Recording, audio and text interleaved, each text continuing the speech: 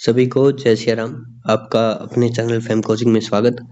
आज देखो, ईएनएम और सीएचओ दोनों के फॉर्म भरे जा रहे हैं स्क्रूटनी के।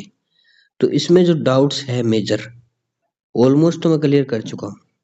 एक रह गया है जाति वाला, क्योंकि जाति पर मैंने वीडियो बनाई तो थी, लेकिन वो जूनियर अकाउंटेंट के लिए पहले के लिए बनाई थी।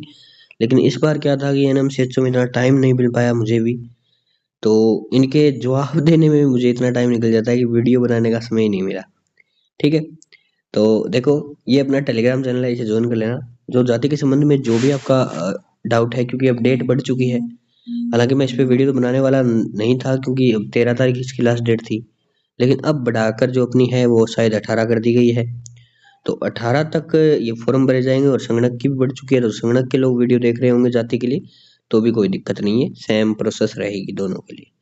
तो जाति का देखो, इसमें क्या है कि किसी किसी लोगों ने तो फाइनल सबमिट कर दिया, लेकिन किसी ने नहीं कर रखा है। आम तौर पे ज्यादा लोग ऐसे हैं, मतलब अगर माने के चलें कि 70% आबादी ऐसी है जिन्होंने फॉर्म नहीं भरा है, या तो किसी ने भर रखा है फाइनल सबमिट नहीं किया। तो भाई, अगर जाति के संबंध में आपका डाउट है और आपने अगर गलत लगा दिया, आपको पता है आपने कैसा लगाया है, तो मैं इस वीडियो में जो बताऊंगा ध्यान से देख लेना। अगर उसके गलत आपको अपोजिट लगे तो आप है ना उसे बदल के दोबारा लिखवा के, क्योंकि 50 रुपए में कुछ नहीं जाने वाला, दोबारा लिखा के सही कर देना। ओके, तो आज जितने भी मेरे हिसाब से जाति के संबंध में डाउट है ना, उसमें आपको कोई डाउट नहीं रहना चाहिए। और कमेंट बॉक्स में अपना जो भी आपका क्वेश्चन हो वो जरूर पूछ सकते हैं आप, कोई दिक्कत नहीं है, बेशक पूछे। एक अपना टेलीग्राम है जो आपको सामने है, इसे ज्वाइन कर लेना, सारे फॉर्मेट इस पे मिलते हैं। एक अपना व्हाट्सएप ग्रुप है जिसमें आपको फॉर्मेट है वो मिल जाएंगे मांगने पर। जैसे आप मांगोगे तो आपको वहाँ विद इन सेकंड मिल जाए। लेकिन क्या है कि टेलीग्राम पे ये सुविधा होती है कि यहाँ पे सारे फॉर्मेट होते हैं यार, वहाँ पे चैट होती रहती है तो दब जाते हैं नीचे। तो अपन वो खोलेंगे, जो मैं एक बार तो शब्द पत्र फिर उसके बाद बताऊंगा कि इसका जाति किसी का नया है किसी का पुराना है, सारी जो जो भी आपका जाति के संबंध में डाउट है वो सारा क्लियर हो जाएगा। अब यदि किसी ने स्क्रूटनी फॉर्म नहीं भरा है तो उसका वीडियो मैंने बना रखा है, बहुत सारे लोगों का प्यार मिल रहा है उस वीडियो पे, तो उसे जाकर देख लेना। कुछ एक चीजें हैं जो की बार चेंज हुई है, बाकी वीडियो सेम रहेगा, कुछ अलग नहीं है। अगर कोई समझ ना आए तो पूछ लेना। ठीक है, लिंक डिस्क्रिप्शन में दे दूंगा उसका, और टेलीग्राम व्हाट्सएप के भी सारे डिस्क्रिप्शन कमेंट बॉक्स जहाँ चाहोगे वहां मिल जाएगी। अब देखो, मैं वो शब्द पत्र खोलता हूँ पहले, जो बोर्ड ने जारी किया है। उसमें कुछ चेंजेस करने होते हैं हमें, जो अपन जिसका नया है कास्ट सर्टिफिकेट, तो अपन दोनों तीनों केस डिसाइड करेंगे किसको लगाना है एफिडेविट, किसको नहीं लगाना। तो यहाँ पे पिन किए हुए हैं मेरे, मिल जाएगा कहीं ना कहीं, कहीं ये रहा कास्ट शब्द पत्र। तो यहाँ पे देखिए, एक चीज मैं कहना चाहूंगा, कुछ लोग मुझसे पूछते हैं कि सर मेरा जीएनएम का है, मेरा चल जाएगा क्या, मैंने उस टाइम बनवाया था। तो ये जो आपका जीएनएम वगैरह जो भी आप पूछ रहे हो कि मेरा पीछे का कोई भर्ती का है, तो देखो इसकी वैलिडिटी वैसे तो 6 मंथ होती है। लेकिन अगर किसी में भर्ती का नाम दे दिया जाएगा ना कि मैं इस भर्ती में से ये कर रहा हूँ, या आवेदन क्रमांक मेरा ये है, तो वो चीज है ना, वो चीज फिर वैलिड नहीं होती। ऐसा कॉमन चीज होना, जैसे इसमें नाम लिखा जाएगा, स्थान लिखा जाएगा, जाति लिखी जाएगी, बस इतना काम हो गया, मैं जाति से हूँ, बस इतना ही है। उसमें पत्र दिनांक को जारी हुआ था, ये अलग सिस्टम है, ये दो चीज पॉइंट हमें बदलने होते हैं। बदलना तीसरा होता है, बाकी चौथा सेम रहता है, लेकिन किसी किसी केस में चौथा भी बदल जाता है।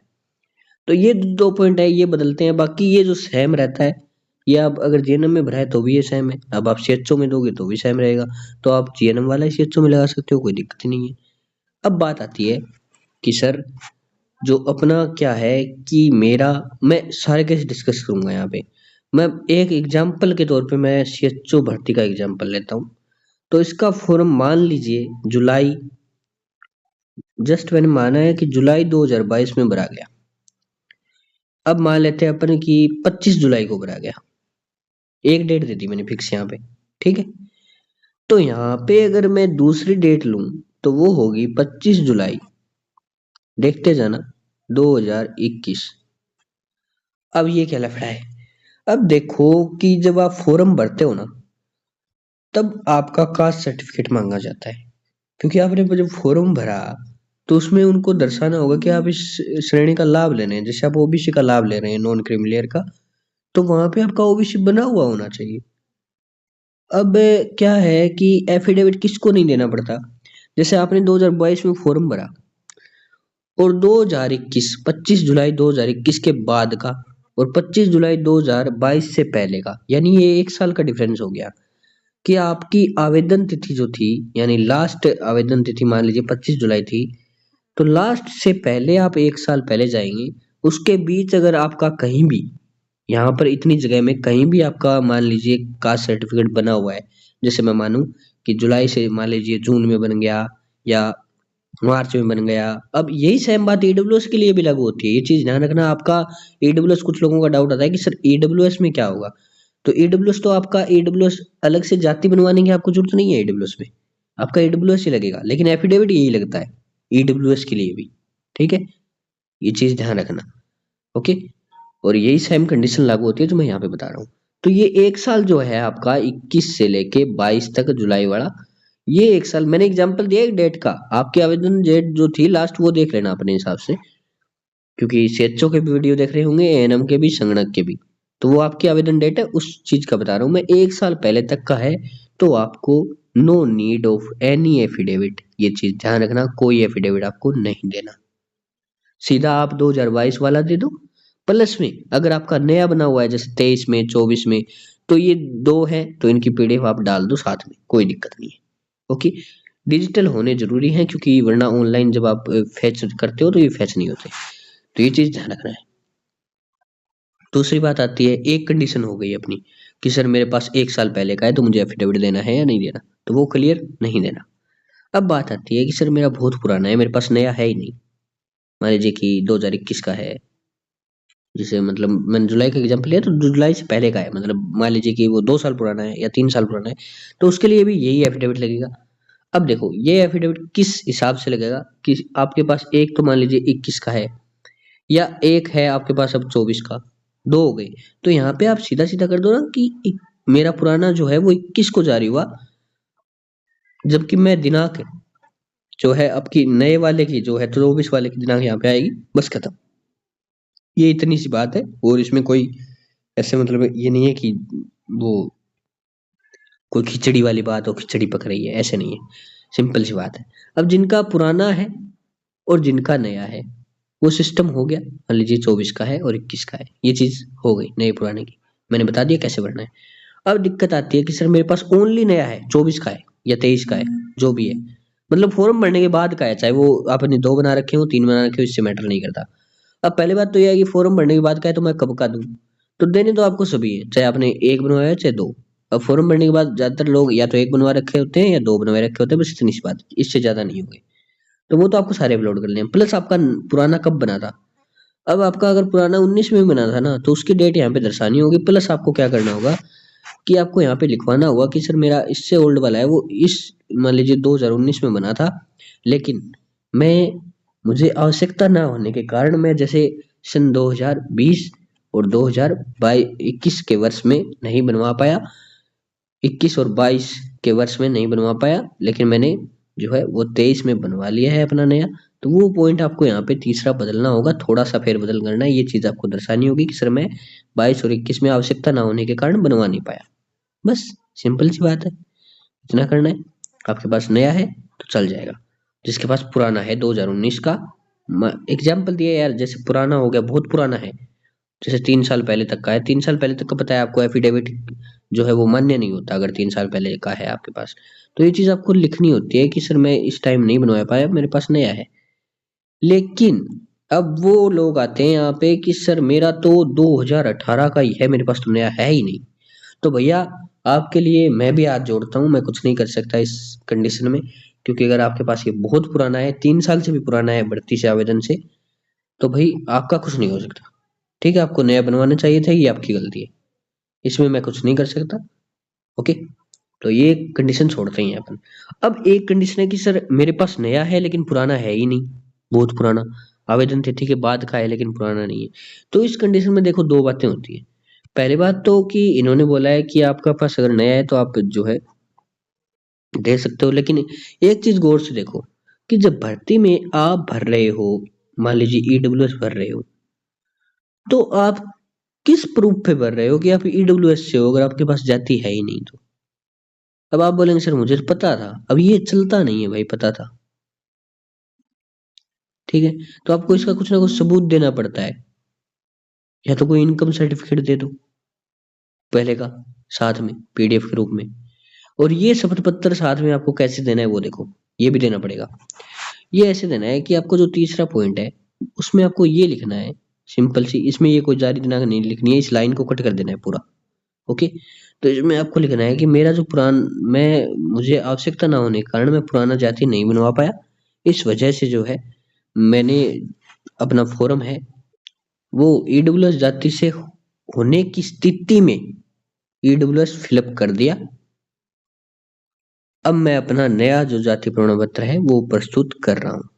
ओके, तो ये चीज आपको पेश करनी है यहाँ पे। अगर आप इनकम सर्टिफिकेट दे रहे हो पुराना, तो उसमें भी आप लिख सकते हो कि सर मैं इनकम के बेस पे अपनी जाति है वो यहाँ पे प्रस्तुत कर रहा हूँ, इनकम में जैसे 2021 का दे रहा हूँ, तो वो चीज है आप यहाँ पे दे सकते हैं। और नया आपका यहाँ पे बनाना ही है कि नया की डेट आपको लिख देनी है यहाँ पे। अब यहाँ पे कुछ लोग पूछते हैं मुझसे कि सर यहाँ पे दिनांक कौन सी आती है, नए की वैलिडिटी की दिनांक आती है या नए की जारी होने की दिनांक आती है? तो नए की जारी होने की दिनांक लिख दो यहाँ पे, वैलिडिटी तो उसके वो आगे बढ़ जाएगी 1 साल, वैसे भी कोई दिक्कत ही नहीं है। सॉरी। अब देखो इनकम सर्टिफिकेट को जिनको डाउट है वो देख लो। इनकम में जो क्या है कि अपना 2.5 लाख से कम वालों को देनी होती है, और इसमें भी दो सवाल होता है कि सर SC ST वालों को देनी है या नहीं।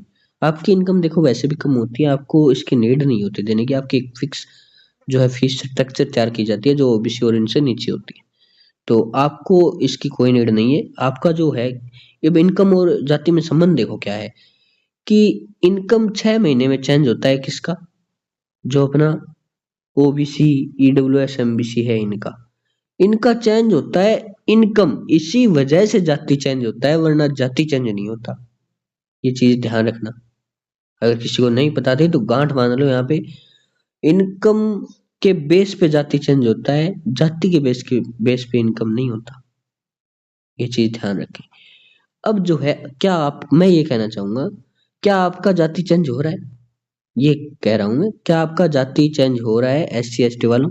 नहीं हो रहा ना, तो आपकी इनकम चेंज नहीं हो रही, ये चीज ध्यान रखनी है। जाति चेंज नहीं हो रहा मतलब आपकी इनकम चेंज नहीं हो रही, इनकम चेंज नहीं हो रही तो आपको इनकम सर्टिफिकेट लगाने की कोई जरूरत नहीं है, चाहे आपने 2.5 लाख से कम भरी हो चाहे ऊपर भरी हो, कुछ भी करा हो आपने। अब बात आती है कि सर अब अपन आ जाते हैं ईडब्ल्यूएस एमबीसी पे। SC ST वालों का तो पत्ता कट गया, तो यहाँ पे इनका क्या चक्कर है कि 2.5 लाख से कम भर दी सर मैंने लेकिन मेरी ज्यादा है, गलती से भरी गई, पहला सवाल यही है। तो इसका मैंने टेलीग्राम पे एफिडेविट डाल रखा है, कैसे बनाना है पूरा फॉर्मेट है उसमें, आपको ऐसे मिलेगा, इनकम मिस्टेक एफिडेविट नाम से मिल जाएगा, कल परसों ही डाला है, देख लेना, उसमें बनवा लेना, अपना जो है बनवा लेना, ये समस्या खत्म। अब दूसरा आता है कि सर वैलिडिटी कब की दर्शाऊं मैं, उसमें डेट किसकी दूं, 4 पेज वाला लगेगा 1 पेज वाला? 4 पेज वाला लगेगा ये तो डन है, 1 पेज वाला मान्य नहीं होगा, इस चीज का ध्यान रखें। दूसरी बात है वैलिडिटी कब की चाहिए होगी, आपके पास नया है तो आपको एक एफिडेविट छोटा सा बनवा लेना है यार, बनवाने में कुछ नहीं जाता, कि सर मैं जो है अपनी आवेदन से पहले भी इतनी जो है आय रखता था, या जो भी है आपका आप बनवा सकते हैं।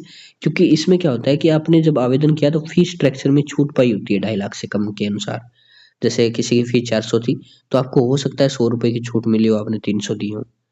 तो ये चीज है कि आपने जब छूट ली तो आप किस बेस पे साबित कर रहे हो कि आपकी आय 2.5 लाख से कम है, तो वो इनकम जो है आपको उस टाइम की लगानी होती है साथ में। नया है बिल्कुल नया लगाओ, दोनों लगाओ, लेकिन उस टाइम का जरूर दर्शाओ जब आपने वो टाइम पे 2.5 लाख से कम दी और आपके पास इनकम नहीं था। तो इनकम नहीं था तो एक एफिडेविट बनवा लेना छोटा सा कि सर मैं जो है इनकम मेरे पास नहीं था, लेकिन जो मैं अपनी आय है वो इतनी ही, इसी श्रेणी में इतनी ही रखता था, तो वो आ जाएगा यार, ऑटोमेटिक फिल हो जाएगा, कोई दिक्कत नहीं है इसमें। अब कुछ लोग बोलेंगे सर इसका कोई अलग से, इसका एफिडेविट देने का कोई कॉलम तो है नहीं, तो एफिडेविट कहाँ लगे? एफिडेविट आपका जो इनकम सर्टिफिकेट है उसी में PDF में अपलोड कर देना, साथ में कोई दिक्कत नहीं है, सुविधा के अनुसार है, बाकी ना भी करो कोई दिक्कत नहीं है, मैंने सुविधा के अनुसार बताया, आपकी सुविधा रहती है इस चीज में। ओके, तो मेरे हिसाब से इनकम के सारे डाउट जाति के क्लियर हो गए होंगे, और कोई डाउट हो तो पूछ लेना, तब तक के लिए जय हिंद जय भारत, और मिलते हैं नेक्स्ट वीडियो में।